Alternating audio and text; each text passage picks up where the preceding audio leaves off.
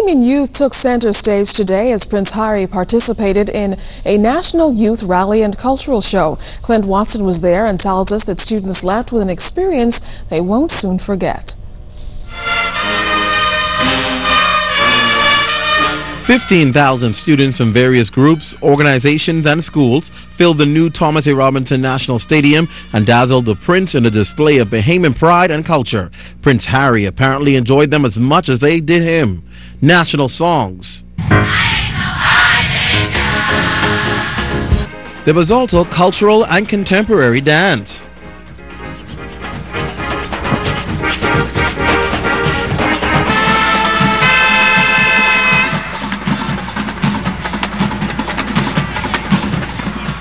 With the youth close to his heart, no surprise there when he spoke, his focus was on them.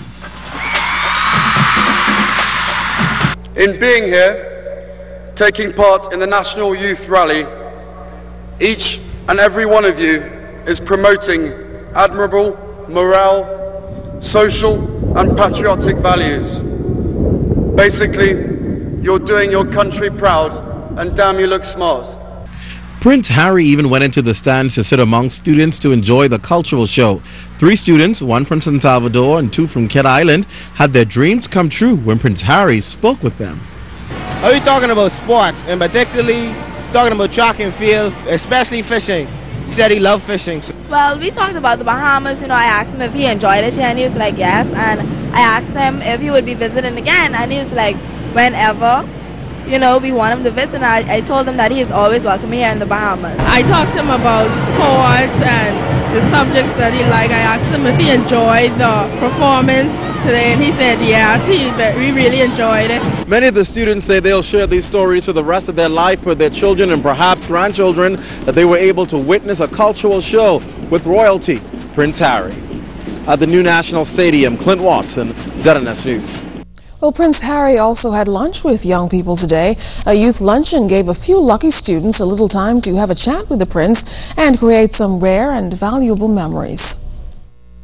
He's royalty and they're senior by about a decade. But these youth say when they talked to Prince Harry, they felt quite at ease. He's a very personable individual, Exactly. people's person, very down to earth, very... He's just a regular person like you and I. Rather than the pedestal we put him on, he politely takes himself off of that.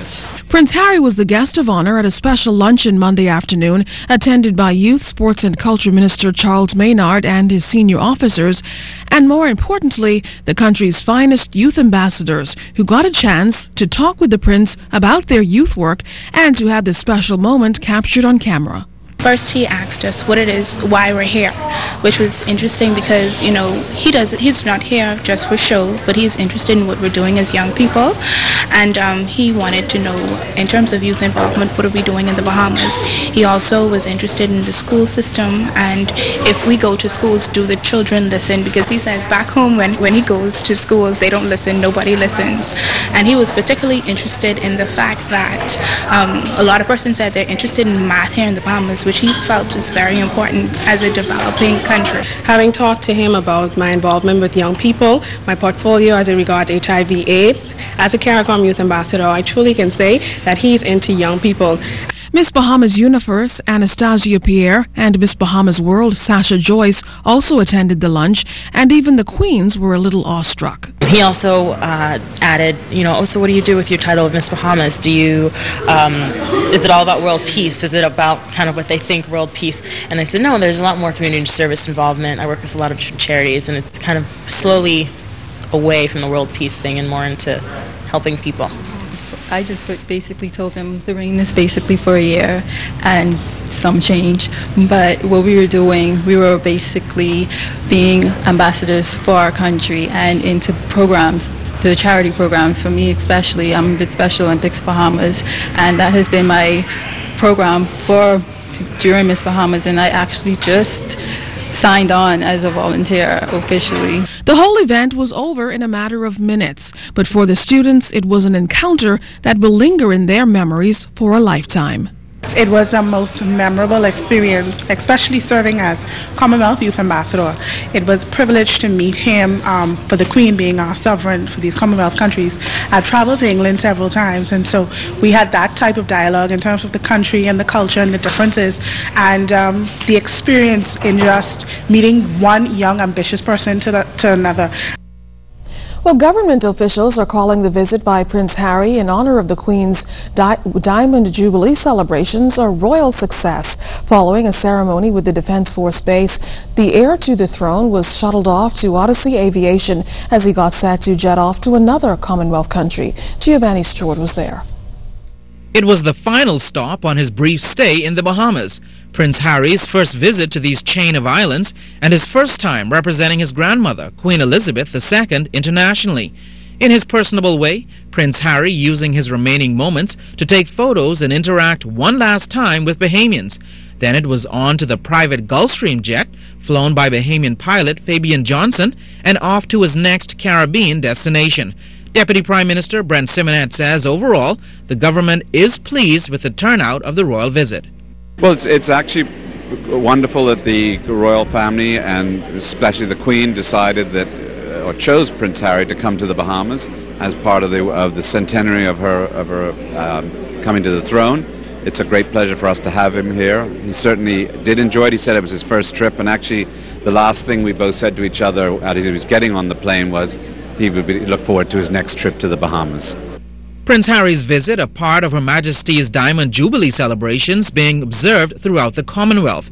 It called for a detail of more than 200 police officers. The third in line to the throne made it a point to meet and greet the people wherever he went. But officer in charge of the operation, Assistant Commissioner of Police Leon Bethel, says the entire event went off without a hitch, with Bahamian security forces even garnering high marks from their international counterparts. The security detail from Buckingham Palace, they were very, very pleased that what we executed is the exact manner in which they would have executed if they were executing on their home soil in England. Although without incident, the Prince of Wales did have to change boats during his brief time in Eleuthera on Sunday. His arrival, activities list, and departure, all intricately coordinated by the National Events Committee. Chairperson and Secretary to the Cabinet, Anita Bernard, thanks her committee co-organizers and the Legion of Volunteers for a job well done. There were some challenges, but overall I am satisfied that it went very well. Every event was on time, flowed smoothly. The Prince was on the button and so were we. And I thought, to me, that was an accomplishment and I feel proud of it. After a hurricane of a 3-day tour here in the Bahamas, Prince Harry now moves on to Jamaica. Reporting from Odyssey Aviation, I'm Giovanni Stewart, ZNS News.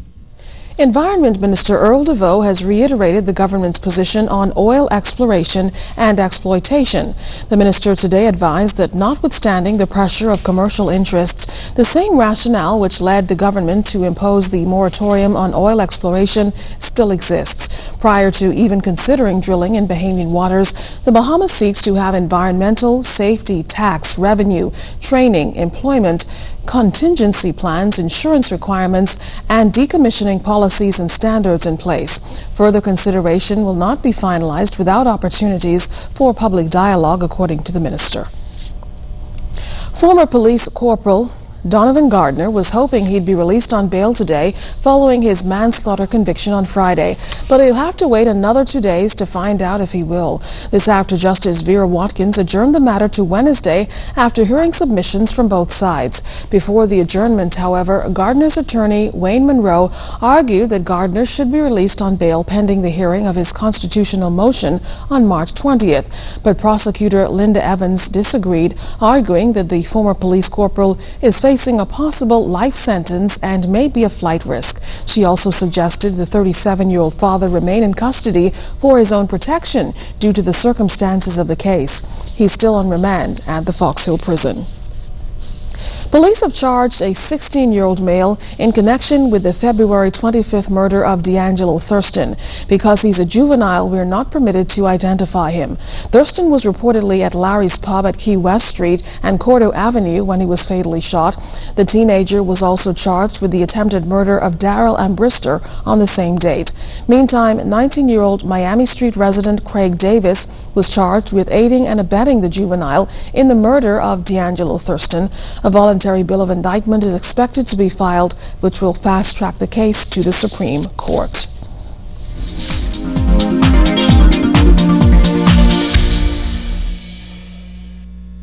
Welcome to tonight's edition of the Business Beat, sponsored by Royal Fidelity. Good evening, Bahamas. I'm Altaviz Munnings. Let's take a look at what's making business news today.